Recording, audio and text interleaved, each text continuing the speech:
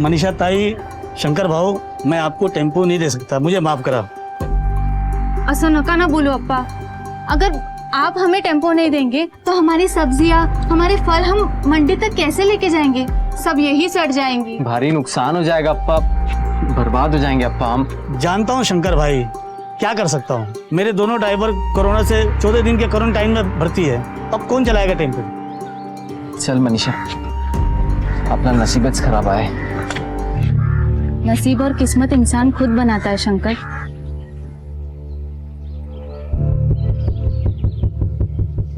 अप्पा, तू तेरा टेम्पो मेरे को देगा? तू क्या करेगा टेम्पो? मैं चला कर लेके जाएगी मुंबई। तू मजाक क्यों कर रही है? अरे नाही, मला येते चालवायला और मेरे पास लाइसेंस भी है। अप्पा, मेरे बाबा ने मुझे टेम्पो, ट्रैक्टर सब चलाना सिखाया है। मैं अपनी सब्जियां लेके जाएगी। तू बोल देगा? देख, तुझे ताई बोलता हूँ, तेरा ही टेम्पो है, लेके जा। शंकर भाऊ, तुमच्या बायको लय भवानी आहे, भवानी। ये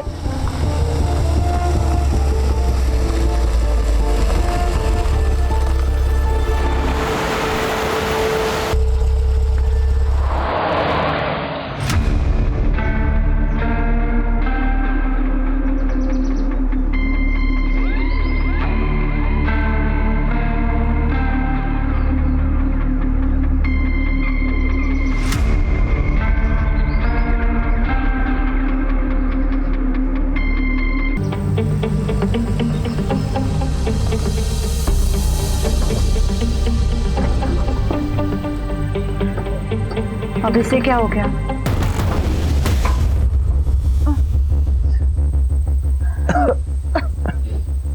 अभी क्या करें? फिलहाल तो किसी की मदद लेकर हाईवे तक पहुंच जाते, किसी मैकेनिक को बुलवाकर ठीक करवा लेंगे। चलो चलो।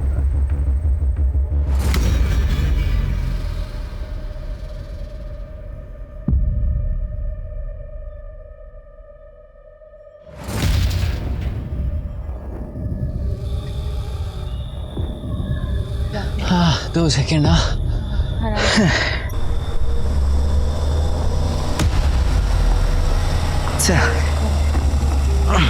धीरे धीरे। गाड़ी आई, गाड़ी खड़ी, गाड़ी खड़ी। ए भाऊ भाऊ भाऊ भाऊ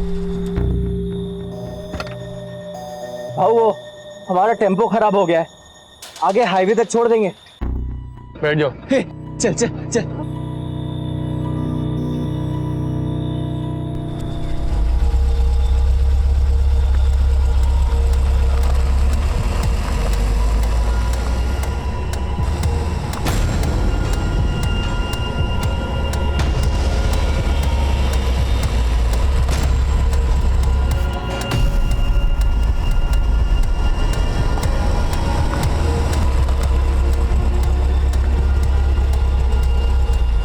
काय झालं भाऊ?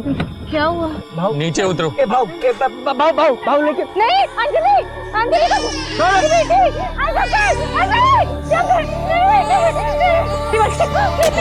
पैसे ले लो, लेकिन हमारी बच्ची को छोड़ दो।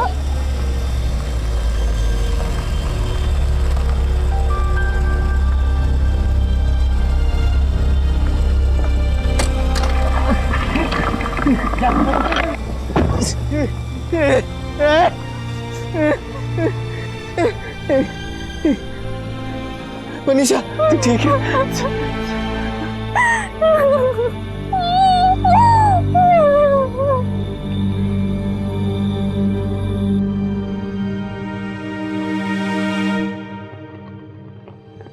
अंजली, ये अंजली, आहो आहो, बघा ना, अंजलीला बहुतेक ताप आलाय। काय बोलते? देखो ना, इसका अंग गरम लग रहा है, एक बार देखो ना।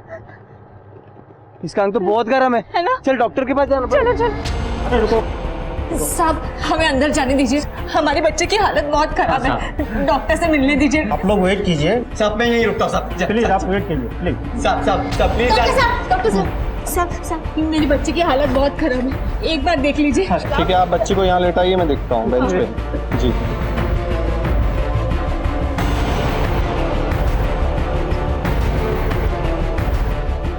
आई am sorry, she is dead. Anjali Anjali उठ गा अंजलि उठ, अंजलि उठ, अंजलि उठ रे, अंजलि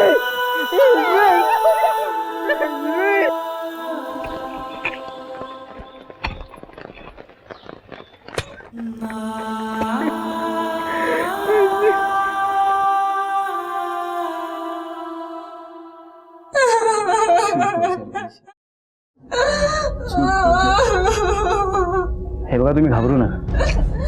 मला माहित है कि इस वक्त ये सब पूछना सही नहीं है, फिर भी आप हमें बताइए कि आपने किसी का चेहरा देखा था? उन्होंने मास्क पहन रखा था. और आप गाड़ी के बारे में कुछ बता सकते हैं? वो कुछ स्टिकर जैसा था गाड़ी के पीछे, वो आंख जैसे जैसे कुछ झांक रहा हो, ठीक से याद नहीं आ रहा. गाड़ी का रंग तो याद होगा. हाँ, सफेद रंग की गाड़ी थी पर नंबर नहीं देख पाया. ले, ऐसे कैसे पकड़ेंगे उनको? इम्पोर्टेंट फोन है, तो संभाल लेते. जी सर. जी देखिए, इनका मेडिकल टेस्ट करवाना पड़ेगा. तुम्ही काय काळजी करू नका, आमची लेडी कॉन्स्टेबल इनके साथ जाएगी.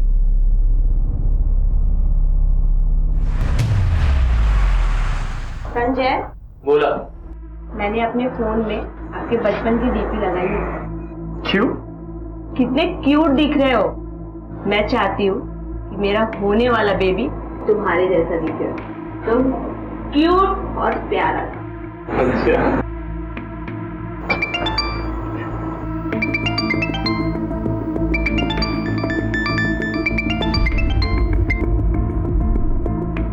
कोई इम्पॉर्टंट कॉल है?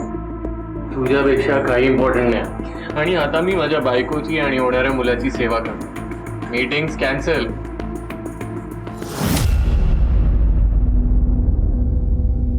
हो, आय नो काम महत्वाचं आहे, पण आता लॉकडाऊन आहे की नाही, तर तसंही लॉकडाऊन मध्ये बाहेर पडता येणार नाहीये.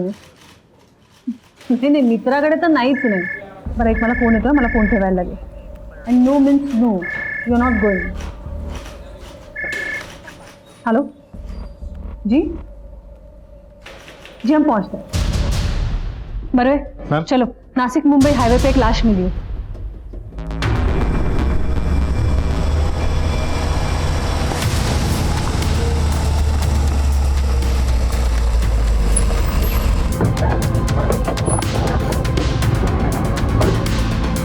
काफी बुरी हालत है बॉडी की. किसी ने शायद बड़े पत्थर से वार किया है. वाघमारे, जरा आजूबाजू बघा, काही सापडतंय का? मॅम. सगळीकडे बघा नीट. हो मॅम.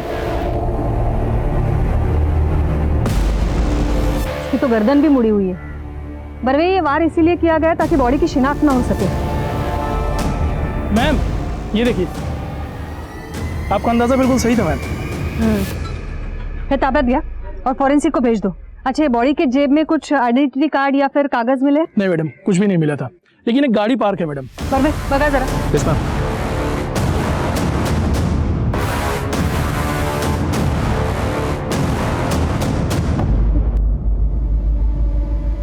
वाघमारे, ये यहाँ से कोई अपना आदमी गुजरा था? नहीं मैम, कोई नहीं गया था. ये बारिश की वजह से यहाँ की मिट्टी गीली हो गई है और ये गीली मिट्टी पर सारे निशान पड़ चुके हैं. मैम, मैम ये फोन मिला. फोन तो लॉक्ड है, लेकिन नोटिफिकेशन से पता चल रहा है 23 मिस कॉल. उठा. कौन बोल रहा है? मैं गौतम पवार, पॉलिटिशियन संजय मंगर का पीए हूँ. पीएसआई साहब से मेरी बात हुई थी संजय साहब के फोन से, और इन्हीं के कहने पर मैं यहाँ आया हूँ. और ये बाहर जो भीड़ लगी हो, ये मैडम सब संजय साहब के सपोर्टर्स हैं. ये लॉकडाउन में भीड़ जमा करने की जरूरत क्या थी? मैडम, इन लोगों को मुझे बुलाने की जरूरत नहीं पड़ी. ये जितने भी लोग बाहर खड़े हैं ना, ये सब संजय साहब को देवता की तरह पूछते हैं. वाघमारे, बाहेर जरा सांगा सगळ्यांना, लॉकडाऊन आहे, सोशल डिस्टन्सिंग पाळणं फर्ज आहे हमारा. आणि वो थोडं शांतपणे सांगा, प्रकरण नाजूक आहे. Yes madam. शिर्के, त्या वस्तू दाखवा त्यांना. ये चीजें पहचानते हैं आप? जी मैडम, ये तो सब संजय साहब के ही. जा तुम्ही. ये संजय मानकर कब से मिसिंग है? परेशान से। संजय मानकर की फैमिली के बारे में बताइए कुछ। मैडम, संजय साहब के छोटे भाई हैं, वो पढ़ाई के लिए लंदन में हैं और संजय साहब अपने प्रेग्नेंट वाइफ के साथ यहाँ कसारा वाले घर में रहते हैं। वही उनका इलाका भी है और वो वहाँ के बहुत मशहूर नेता हैं। तो फिर उनके दुश्मन भी काफी होंगे। हाँ मैडम, वो जो एक नेता है ना बाला जोशी, वो उनसे बहुत खुन्नस रखता है।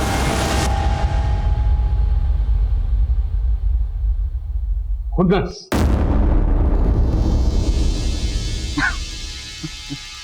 अरे साहेब, मी का खुन्नस ठेवू त्याच्यावर? हाँ, ये जो ये सब लोग हैं ना, वही खुन्नस रखते थे इसके ऊपर। क्योंकि ये संजय मानकर जो है नेता की खाल में भेड़िया था, क्रिमिनल था। आपने तो देखा ही होगा। जब से ये संजय मानकर चुन के आया है, आपके करप्शन रेट में, क्राइम रेट में कितनी बढ़ोतरी हुई। इसलिए जब भी ये मुझे खबर पता चली, मुझे हैरानी नहीं हुई। वो क्यों? वो क्यों? पाप का घड़ा इतना भर गया कि फूटना ही था। जिस रात संजय मानकर की मौत हुई, आप कहाँ थे? और कहाँ रहूंगा? लॉकडाउन चल रहा है, घर पे ही था। ये डॉक्टर साहब कहिए, आपकी रिपोर्ट क्या कहती है? ऑफिसर, ऐसा लगता है कि इसके गर्दन पर किसी धारदार हथियार से वार किया गया है और एक ही बार में इसका गर्दन कटकर झुक गया है। इसका मतलब है मौत वार करने के बाद ही हो गई थी और बाद में सर पत्थर से कुचला गया। जी ऐसा ही हुआ।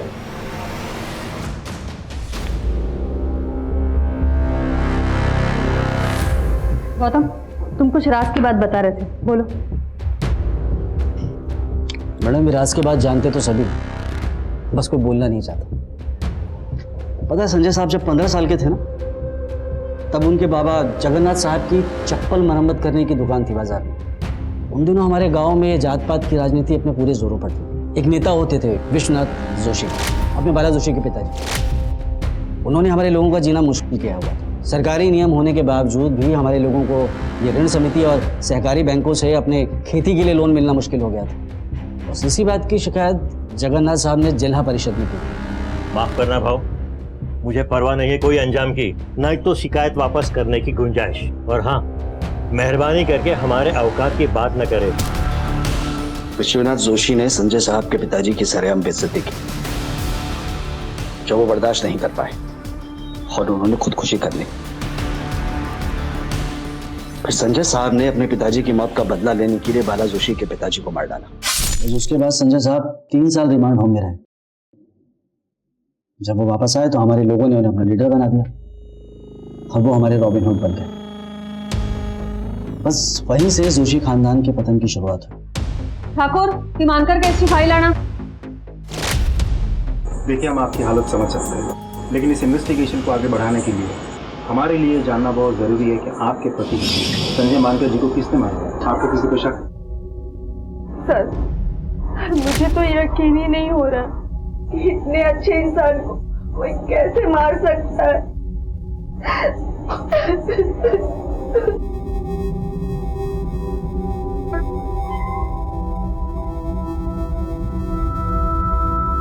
Thank you. So mister Gautam, Sanjay मानकर का कोई फ्रेंड सर्कल या फिर करीबी दोस्त जिनके यहाँ वो अकेले जाना पसंद करते थे? उनके 2 करीबी दोस्त थे, जिग्नेश आडवाणी और प्रफुल्ल राणा। संजय मानकर के साथ आपकी आखिरी मुलाकात कब हुई थी और उस शाम आप कहाँ थे जब उनका कत्ल हुआ? मैडम, हम उस रात भाभी के लिए आइसक्रीम लेने गए थे। फिर उसके बाद संजय अपने घर चला गया और मैं अपने घर। आज सुबह हम मिलने ही वाले थे। क्यों? मैडम, हमारा वो एक दोस्त है प्रफुल्ल, उसे अचानक क्वारंटाइन सेंटर जाना पड़ा। वो कोविड-19 सस्पेक्ट था। आपको शक है किसी पर? जी बिल्कुल है, बल्कि शक नहीं यकीन है। बाला जोशी नाम का एक आदमी है, उसके अलावा ये काम कोई और कर ही नहीं सकता। उसके और संजय के बीच में दुश्मनी थी।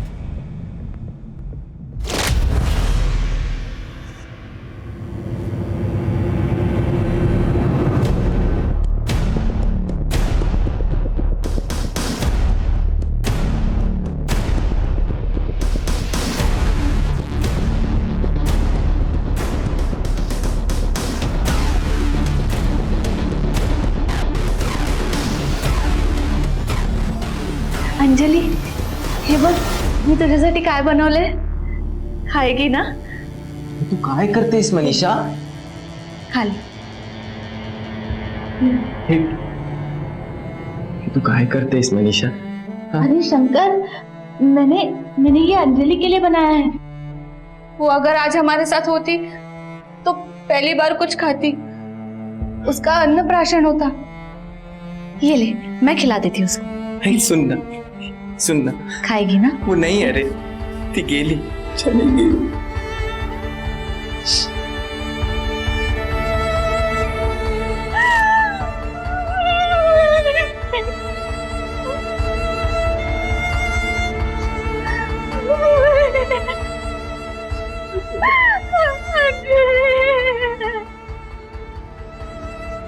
हाँ सर, बिल्कुल हो जाएगा सर।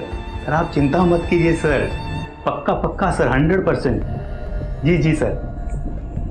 सर हाँ बाग बड़े बोला सर, मनीषा का जहाँ पे रेप हुआ था वो सारा एरिया छान मारा, लेकिन वहाँ पे कुछ भी नहीं मिला, ना ही कोई आई विटनेस। कुछ मिलेगा भी नहीं, कोई दम नहीं है उस केस में। सर हमें उस गाड़ी को ढूंढना चाहिए जिस गाड़ी के बारे में शंकर ने हमें बताया था। अरे तुम बूढ़े हो गए हो बूढ़े, कल को वो स्टिक मैं अपनी गाड़ी पे चिपका दूंगा, तुम तो मेरे पे केस बना दोगे। पंच साहब जाओ, चाय के लिए बोलो।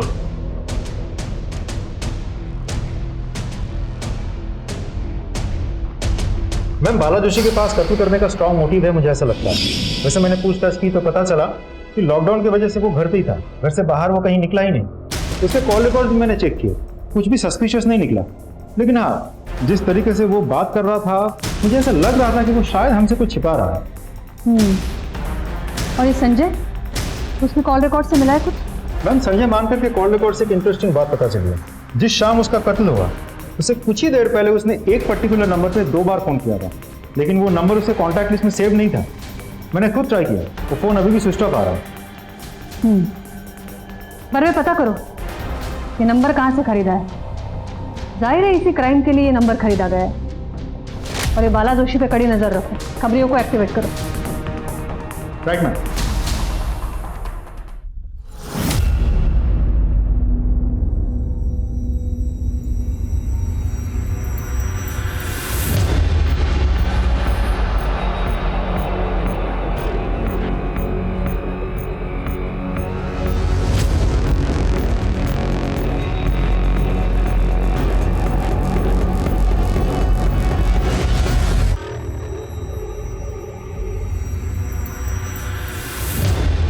हेलो मैम, एक इंपॉर्टेंट इन्फॉर्मेशन मिली है। बाला जोशी ने हमसे झूठ कहा था कि वो लॉकडाउन के दौरान घर पे ही था। तो फिर ये जाता कहाँ है? अपने खास दोस्त सुदामा गांव के घर, दोनों मिलकर जम के रात को पार्टी करते हैं। सुना है सुदामा के घर पे दारू का बड़ा स्टॉक है। क्या उन दोनों ने उस रात भी पार्टी की थी जिस रात संजय मानकर का कत्ल हुआ था? जी मैम। या सुदामा गांवकर लगे हुए जरा।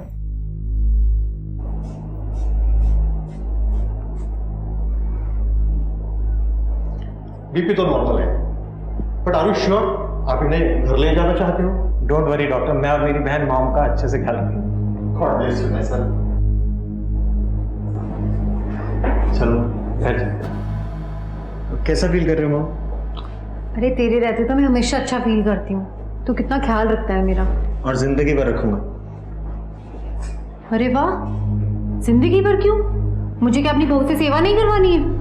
मैं कुछ नहीं जानती, बस अब तू शादी कर ले, समझा? हाँ माँ कर लूंगा, पर पहले छोटी की शादी होगी फिर मेरी। बाकी बातें घर चल के करते हैं आराम से। चलो तू ना समझेगा नहीं।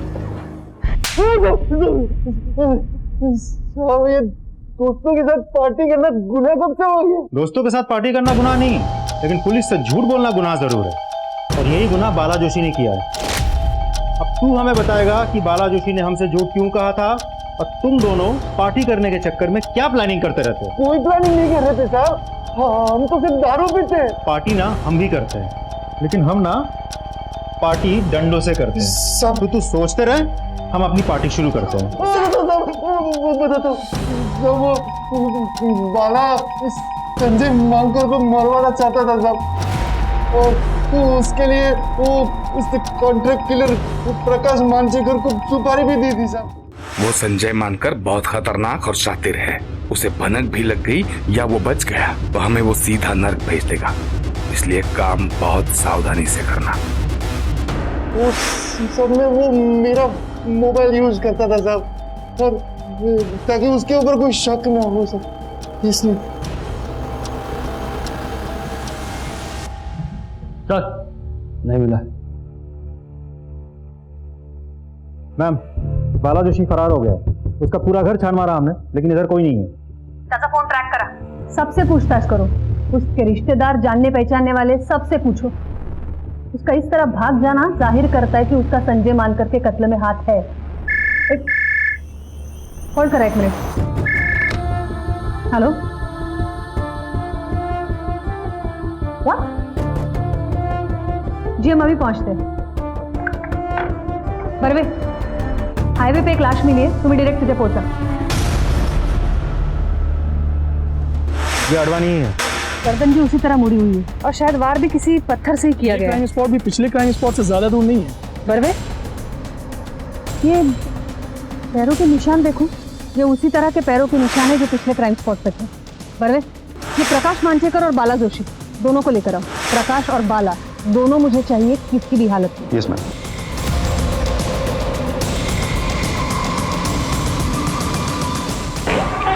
मैम, मैंने हर जगह पूछताछ कर लिया। प्रकाश मांचेकर उसी दिन से गायब है जिस दिन संजय मानकर का कत्ल हुआ था, और उसका फोन भी स्विच ऑफ आ रहा है। और बाला जोशी का भी कुछ पता नहीं चल पा रहा है। इन दोनों को आसमान खा गया, धरती निकल गई। बाला जोशी के घर वालों पर तो हमने नजर रखी थी। प्रकाश मांचेकर के घर पे कौन कौन है? उसकी वाइफ है मैम, जो कि फिलहाल प्रेग्नेंट है। इसका मतलब है वो अपनी वाइफ से कांटेक्ट करने की कोशिश तो जरूर करेगा। वैसे उसके घर पे हमारी नजर है, और वाइफ के फोन को भी हमने सर्वेलेंस पे डाल रखा है। आपको लगता है मैम कि दोनों केसेस में प्रकाश इन्वॉल्व हो सकता है? बिल्कुल हो सकता है। ये दोनों कत्ल का पैटर्न सेम है, दोनों गहरे दोस्त भी हैं। इन दोनों को मारने की जरूर कुछ खास वजह है। मैम, बाला जोशी वाले एंगल पे तो मैंने खबरियों को काम पे लगा दिया है, लेकिन मुझे एक अलग ही डिस्प्यूट के बारे में पता चला। कौन सा डिस्प्यूट? कि जिग्नेश अडवाणी का एक बहुत बड़ा रेस्टोरेंट कम होटल है हाईवे पे। उसी की जमीन पे जिग्नेश का किसी घनश्याम पुरोहित नाम के बहुत बड़े बिल्डर के साथ पिछले कुछ सालों से डिस्प्यूट चल रहा है। बरवे, ये जिग्नेश अडवाणी के डिस्प्यूट के बारे में उसके घर वालों से पता लगाना चाहिए। Yes ma'am. Let's go.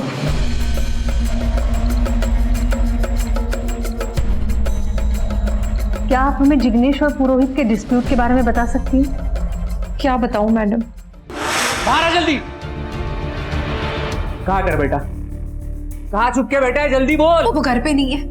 क्या काम है? उसे बोल दे, उस ढाबे की जमीन अगर उसने मेरे हवाले नहीं की तो तू और तेरा परिवार साथ में ऊपर जाएगा। वो मेरे पति की आखिरी निशानी है। हम मर भी जाएंगे लेकिन वो जमीन नहीं देंगे। ये बात। चलो ठीक है, हम एक काम करते, तुम जिंदा ही रहो और जिंदगी भर इस बात का मलाल मनाती रहो कि तूने मेरी बात नहीं मानी। देख क्या रहे हो, शुरू हो जाओ। जो मेरी बेटी को हाथ लगाया तो मैं कहती छोड़ो मेरी बेटी को। मैं कहती हूँ छोड़ दो इसे, छोड़ दो, छोड़ दे उसे। देख, आज तेरी बेटी को कुछ नहीं किया है, हाँ, लेकिन कल कर भी सकते, और समझा देना तेरे बेटे को। चलो रे।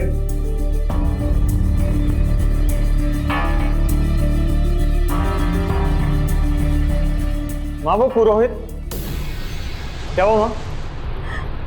ये उस पुरोहित ने किया?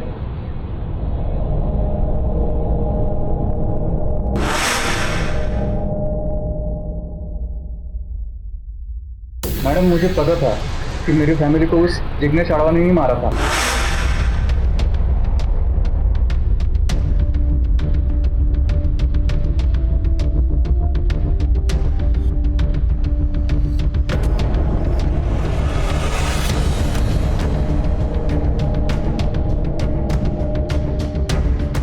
लेकिन ये बात मैं दुर्भाग्य से कोर्ट में साबित नहीं कर पाया। तो तू कैसे बच गया? वो मैडम, मुझे दूध से एलर्जी है ना, तो मैंने दूध नहीं पिया और मैं बच गया। तू इतने यकीन के साथ कैसे कह सकता है कि तेरी फैमिली को जिग्नेश नहीं मारा है? हाँ, मैं नहीं मारा है तेरी फैमिली, लेकिन अफसोस ये सब जानकर भी तू कोर्ट में कुछ साबित नहीं कर पाएगा। और हाँ, एक बात और कान खोल के सुन ले, हमारी जमीन के बारे में एक बार और सोचा ना तो तुझे भी तेरी फैमिली के पास पहुंचा दूंगा। बस उसके बाद मैंने उस जमीन को बुला दिया और वो प्रोजेक्ट भी बंद कर दिया। इतनी जल्दी हार मान गया था? अगर तेरे खिलाफ मुझे एक भी सबूत मिला तो मैं तेरी ऐसी हालत करूंगी कि अफसोस करने के लायक भी नहीं रहेगा तू। और एक बात याद रख, प्राइम सस्पेक्ट है तू हमारा।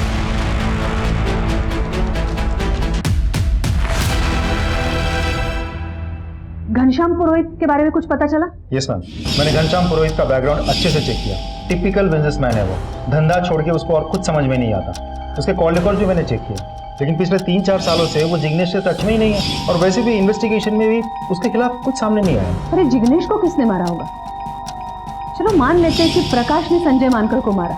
कि इस थ्योरी को सपोर्ट करने के लिए एक फैक्ट है कि जिस दिन कत्ल हुआ उस दिन प्रकाश का फोन लोकेशन क्राइम स्पॉट के नजदीक था, लेकिन फिर वो गायब है, उसका फोन भी ऑफ है, और जिसने उसकी सुपारी दी थी वो भी गायब है, बाला जोशी, और उसके पास तो मोटिव भी था। तो जिग्नेश से उसकी क्या दुश्मनी हो सकती है? और कॉन्ट्रैक्ट तो सिर्फ संजय मानकर को मारने का दिया था, तो ये जिग्नेश को किसने मारा? और मारने का तरीका भी बिल्कुल सेम है, वही पैरों के निशान, सब कुछ उन्हीं 2 लोगों के निशान। राइट। बरवे चलो मान लेते हैं कि एक प्रकाश है, तो फिर दूसरा कौन है? नहीं, ये घनश्याम पुरोहित को क्लीन चिट नहीं दे सकते हम, उसने भी अपने पूरी फैमिली को खोया है, इतनी आसानी में तो चुप नहीं बैठेगा वो। कॉन्ट्रैक्ट तो सिर्फ संजय मानकर को मारने का दिया था, तो ये जिग्नेश को किसने मारा? और मारने का तरीका भी बिल्कुल सेम है, वही पैरों के निशान, सब कुछ उन्हीं 2 लोगों के निशान। राइट। बरवे चलो मान लेते हैं कि एक प्रकाश है, तो फिर दूसरा कौन है? नहीं, ये घनश्याम पुरोहित को क्लीन चिट नहीं दे सकते हम, उसने भी अपने पूरी फैमिली को खोया है, इतनी आसानी में तो चुप नहीं बैठेगा वो। और तुमने भी तो कहा था कि वो पक्का बिजनेसमैन है, तो हो सकता है उसने पूरे सोच समझ के साथ इन हत्याओं को अंजाम दिया हो, या फिर ये भी हो सकता है कि किसी के थ्रू ये सब करवाया हो। संजय को मारने के बाद प्रकाश को ही जिग्नेश की सुपारी दी हो। और हाँ, ये जिग्नेश से रिलेटेड जितने भी लोग हैं, उसकी माँ, स्टाफ, एवरी पॉसिबल पर्सन, सबकी जानकारी निकालो, एक को भी नहीं छोड़ना। मेरे ख्याल से इन दोनों केस से रिलेटेड कोई ना कोई ऐसा सिरा है जो हमारे हाथ जरूर आएगा, जो अब तक हमारे नजर से बाहर है। राइट मैम, इस केस की एक बहुत ही इंपॉर्टेंट लीड हाथ लगी है। बाला जोशी की बहन घनश्याम पुरोहित की सेकंड वाइफ है। एक और खास बात पता चली है मैम, गौतम पवार पिछले कुछ महीनों से इस बाला जोशी के कांटेक्ट में था, यहाँ तक के मर्डर्स के बाद भी। और कमाल की बात तो यह है कि उसने कॉल करने के लिए अपने नहीं बल्कि अपने बीवी के फोन का इस्तेमाल किया था, ताकि हम उसे ट्रैक न कर सकें। इंटरेस्टिंग। बड़े गौतम पवार को उठा।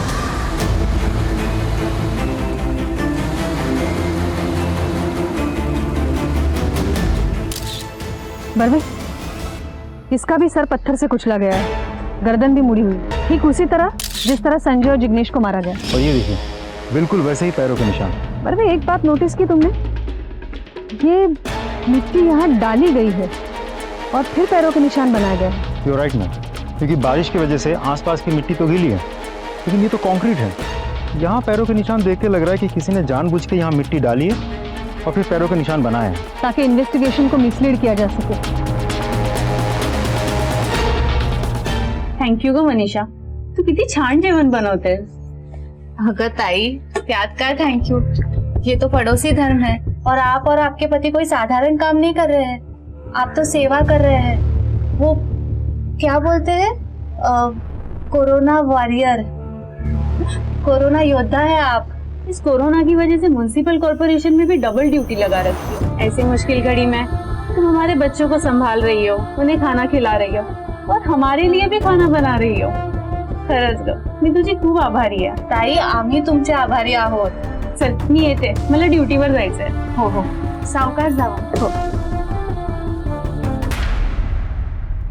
मैम, हमने प्लान के मुताबिक प्रकाश की बीवी रेशमा का फोन सर्विलेंस पर रखा था. कल रात को उसे एक अननोन नंबर से कॉल आया था. हमने पता किया तो पता चला कि वो प्रकाश का ही नंबर है. प्रकाश के लोकेशन के बारे में भी हमें पता चल गया है. फिलहाल वो मालेगांव में कहीं रुका हुआ है. मालेगांव पुलिस से बात की तुमने? जी मैम. एक काम करो बरवे, तुम खुद जाकर उसे अरेस्ट करो. ये केसेस सॉल्व होने के लिए उसका अरेस्ट होना बहुत जरूरी है. Right ma'am.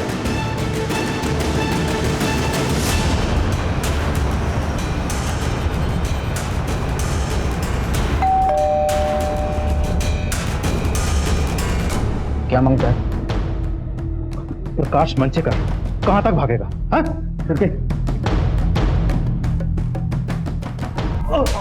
तुम दोनों ने संजय मानकर जिग्नेश आडवाणी और गौतम पवार को क्यों मारा? नहीं सर, हमने नहीं मारा.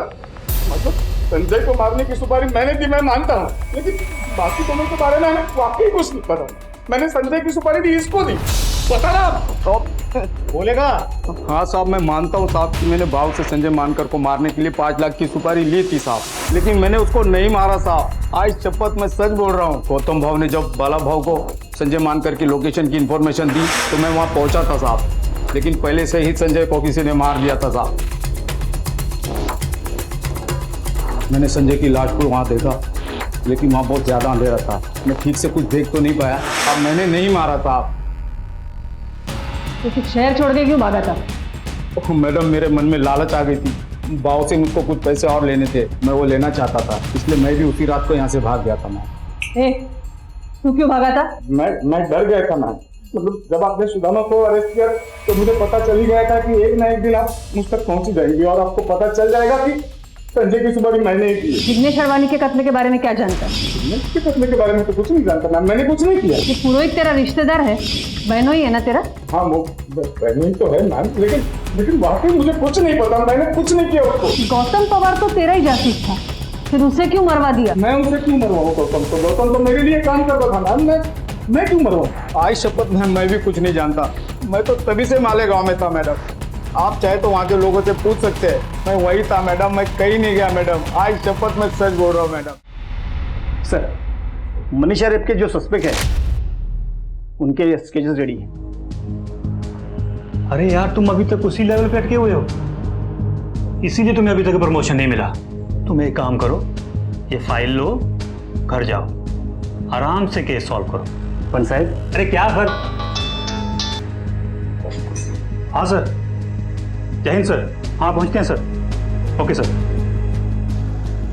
नेताजी की ड्यूटी पे जाना है, इससे मिलता है प्रमोशन, ये तुम्हारे बेकार के रेप कैसे नहीं। चलो गाड़ी के लिए बोलो, अरे गाड़ी के लिए बोलो।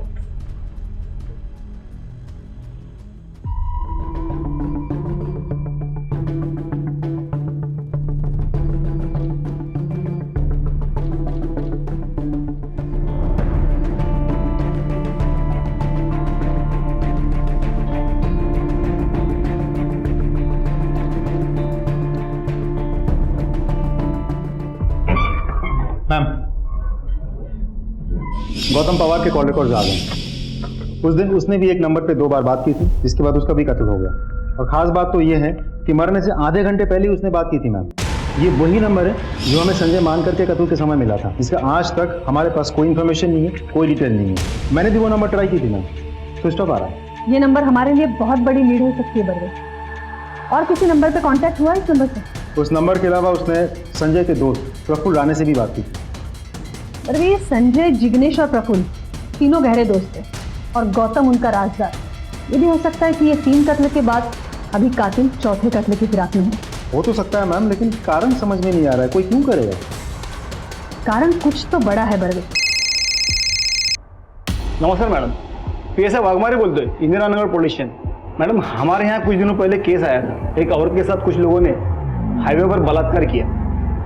इस हादसे में उसकी 6 महीने की बच्ची भी मारी गई। इनिशियल इन्वेस्टिगेशन में ना कोई एविडेंस मिला और ना ही कोई एविडेंस, लेकिन उन लोगों के स्केचेस हमने बनवाए हैं। पर मैडम, उनके चेहरे पर मास्क लगे हुए, और मैं पर्सनली हर पुलिस स्टेशन में फ़ोन करके इन्फॉर्मेशन दे रहा हूँ।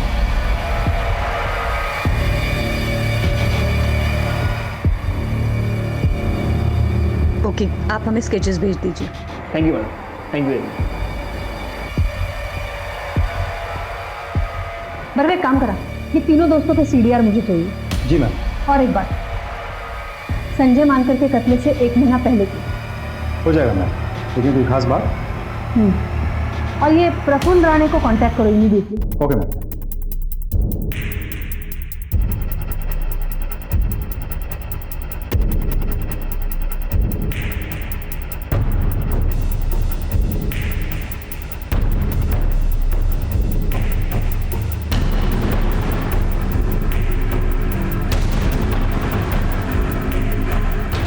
क्या प्रफुल्ल राणे क्वारंटाइन सेंटर से गायब है?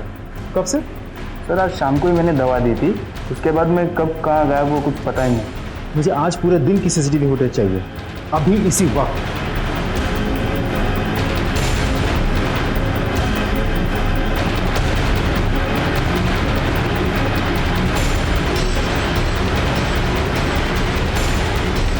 परवेश, उस नंबर का पता करो जिस पर फोन किया गया है, और ये भी पता करो कि कौन सी नर्स इस वक्त ड्यूटी करती है। मैम। अरे महेंद्र, ये पता करो कि ये प्रफुल्ल की गाड़ी कौन लेके आ सकता है, कोई ड्राइवर या फिर कोई और। मैम।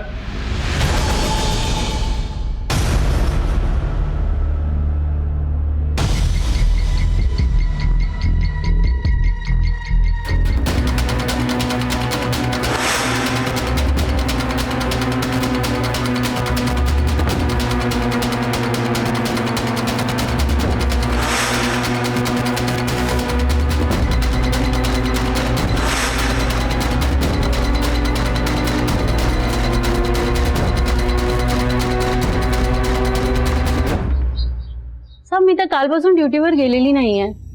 वो एक्चुअली मुझे फूड पॉइजन हो गया है. घर का खाना खा के फूड पॉइजनिंग कैसे हो सकता है? और वैसे भी लॉकडाउन की वजह से सारे होटल्स बंद है. आपने खाना कहाँ से मंगवा लिया था? बाहेरून मागवलं नव्हतं. वो मेरी पड़ोसन है ना मनीषा चौहान, उसने मुझे खाना दिया था और मैंने वही खाया था. उसने आपको खाना क्यों दिया था? साहब वो मेरे बच्चों की आजकल बहुत देखभाल करती है और ती त्यांना जेवायला पण घालते. लेकिन मैं मेरा और मेरे पति का खाना घर पे आके बना देती हूँ. वो तो परसों मुझे देर हो गई थी, इसलिए मनीषा ने मुझे खाना दिया था.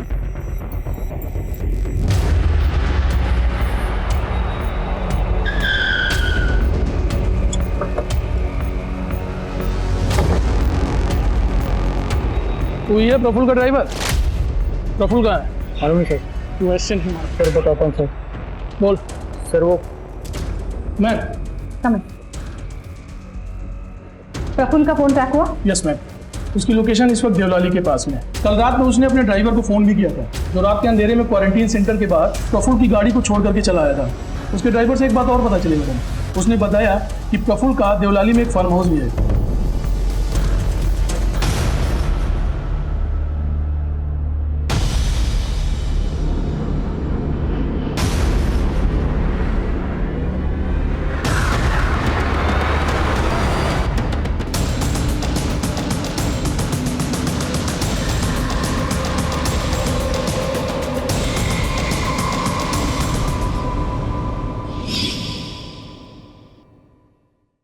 मनीषा, तुम्हें ये सब करने की क्या जरूरत थी? क्या तुम्हारा पुलिस डिपार्टमेंट पर भरोसा नहीं था? मैडम, उन चारों राक्षसों ने मेरा रेप किया और मेरी मासूम बच्ची, मेरी अंजलि की भी जान चली गई. हमने सोचा पुलिस हमारी मदद करेगी. बहुत बार पुलिस के दरवाजे पे खटखटाया मैडम, पर हमें न्याय नहीं मिला. हमारी उम्मीद ने जवाब दे दिया था मैडम, और इसीलिए उन चारों राक्षसों को मारने के लिए हमें कानून को अपने हाथ में लेना पड़ा.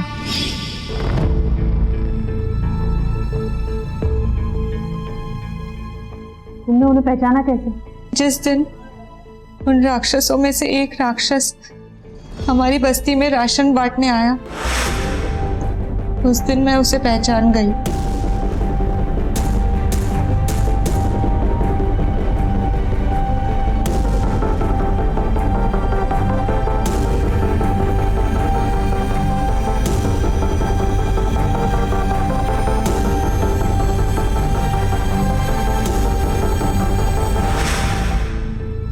वो संजय मानकर बहुत बड़ा पॉलिटिशियन था.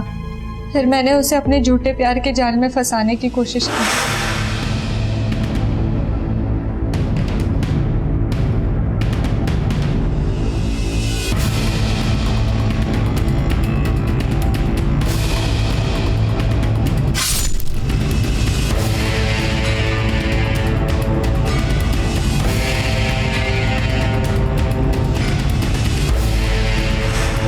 हमने पता करने की कोशिश की कि उस रात संजय के साथ और कौन कौन था. फिर हमने एक के बाद एक जिग्नेश और गौतम को मौत के घाट उतार दिया. उसको प्रफुल्ल बच गया, पर हमने तो उसे भी मारने का प्लान बना लिया. मनीषा और शंकर, इतना अफसोस हो रहा है तुम्हें देखकर. एक अजीब सा सिलसिला शुरू हो चुका है.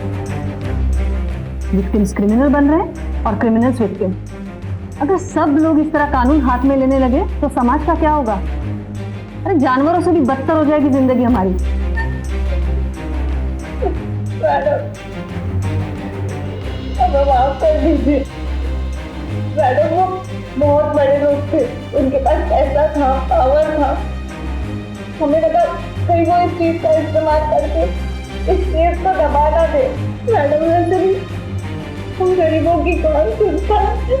कानून सबकी सुनता है मनीषा, और सबके लिए सेम होता है। जरूरत है उस पर विश्वास करने। थोड़ी देर सब्र होती, लेकिन गुनहगार पकड़े जरूर जाते। वो कोई हैबिचुअल क्रिमिनल्स नहीं थे, उन्हें भी अपराध का पछतावा हुआ होगा।